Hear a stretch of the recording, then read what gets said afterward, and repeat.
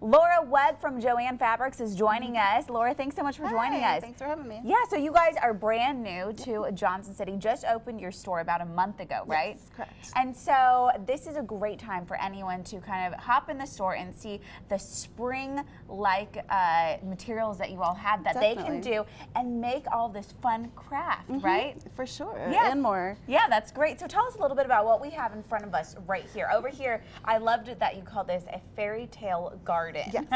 So tell me a little bit about what's in here and how people can make it. Well, definitely. Well, fairy gardens aren't for everybody. So this one I made with a little hedgehog spiel, and it's got spring wreath or spring sprigs, and these are those right a few here, basic right? things. Okay. The raw materials are over here on the side. Okay. I just started out with a 4-inch planter, a 4-inch styrofoam ball. Great. Cut the styrofoam ball and put it in there. And then you just took the twigs and you just kind of put them into the ball, right? I just dissected it and put it in there how I like to put it in there. Wow, that's great. And Thanks. so all of this, these are all materials that you can find at Joann's, right? Yes, for sure. And so how much would you say that something like this would run you to make? That one actually runs around $25 To get all the materials. for all the materials. And if you're crafty, and look what you can do, and you can choose the colors and everything, which is so Definitely. great. That's wonderful. And then these are all the materials right here that you would need, right? Yes. For this particular project, you would need the paints and the styrofoam Right. balls and the sprigs, and then I added a few little clay critters in there just to bring some life to it. Oh, that's great. And so then going across the table, tell us a little bit about what's in front of us here, and then we'll end up at the birdhouse. These are your spring essentials. You have, different kinds of Easter grass, and then Okay. you have the more toned down preserved moss. And we also have in there our paints.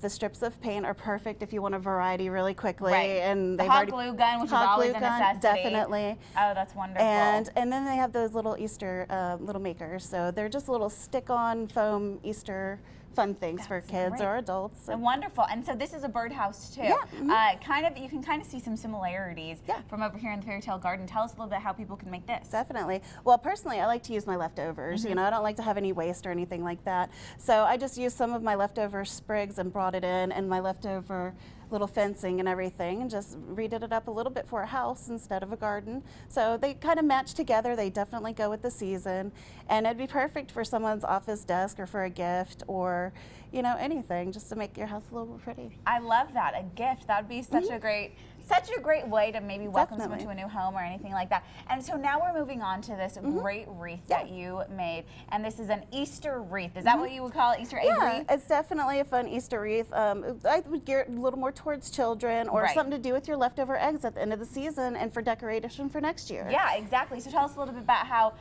people can make it and what the materials people need. Okay.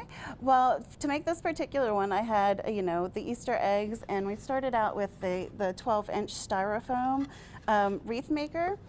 And what I did here is And some moss too, obviously, and some right? moss. I started out with my Easter eggs and just made a little bit of laps and gaps in there. And I had used both kinds of the grass, one more for the filler and one Okay. more for appearance-wise. Okay. So this grass is really good to just thick and And what's hardy. this grass right here? This is just like Easter egg filling, but it's more straw-like material. Okay. And so what I did was just basically glued my The eggs to the I glued the eggs foam. to the foam, and then I put my hardy grass down, and then I have the grass that's more decorative, and I put it on top. Actually, let me put it here. that you can put on top of the straw-like grass, right? That way you're not using all of your nice floral grass, Right. and it's not as hardy as that one Look is. at that. So then you just put it in your gaps and cracks until you like the appearance that it has, That's great. and it just kind You of just ups keep it a doing little that bit. all All the way around? around it, filling in all the cracks. At first, it looks a little like, Right. what am I doing? But that's what crafts are about. Right. So you just keep Exactly. going until you're done. Exactly. And so how long would you say it takes to make a full wreath like It this? took an hour.